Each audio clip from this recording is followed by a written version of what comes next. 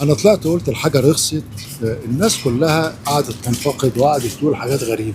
ادي سوبر ماركت اهو، اديني داخل اشتري من عنده مستلزمات البيت عندي والسلع السكر ونشوف كده والزيت وكل حاجه علشان سلام عليكم. ازيك يا باشمهندس؟ عايز 2 كيلو سكر. بكم كيلو سكر؟ بكم؟ 24. هو السكر كان وصل 35 مظبوط، ودلوقتي سعره 24 صح؟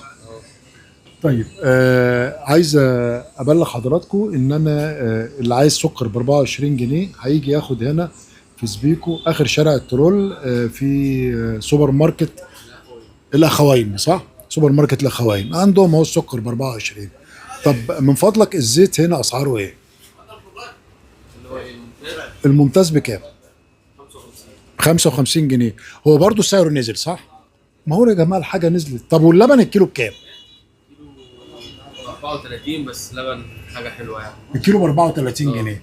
برضو في ناس كتير جدا بتبيع اللبن في اماكن ب 45 وب 40 وب 50 زي ما بنسمع. لا احنا هنا قلت لي اللبن بكام؟ 34. ب 34. انا يعني عملت نموذج لبعض الاسعار. ممكن تيجي جنب مني هنا يا باشمهندس؟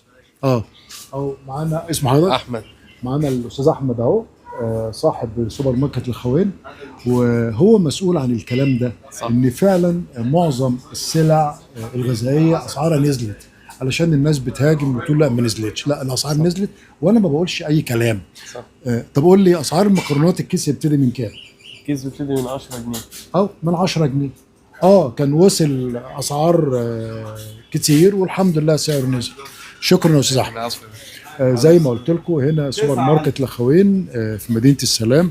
يمكن مدينه السلام اسعارها ارخص من بره شويه، او في ناس بتستغل وفي ناس ما بتستغلش. هنا سوبر ماركت انا شخصيا متعود اشتري من عنده. من فضلك تعالى وريني كده هنا المكرونات دي زي ما حضراتكم شايفين، وكمان عنده مكرونات سايبه وبضاعته زي الفل. يعني انا يمكن بجيب من عنده اللبن، ما كنتش بحب اشرب اللبن لان كان دايما بيجي لي لبن خفيف كده. لا لقيت اللبن عنده هنا صدقوني بطلع منه قشطه وباكل قشطه وحاجات حلوه جدا وحاجات ممتازه. علشان كده انا دايما بنصح لازم نشوف الاماكن اللي بتبيع اسعار مناسبه ونشتري منهم. وهو قال لي في تمر كمان. تعالى وريني التمر ده. التمر ده اسعاره ايه؟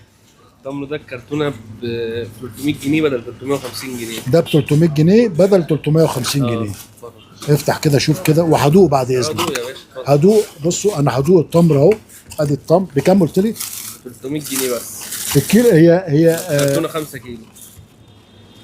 كرتونه 5 كيلو اه ب 300 جنيه.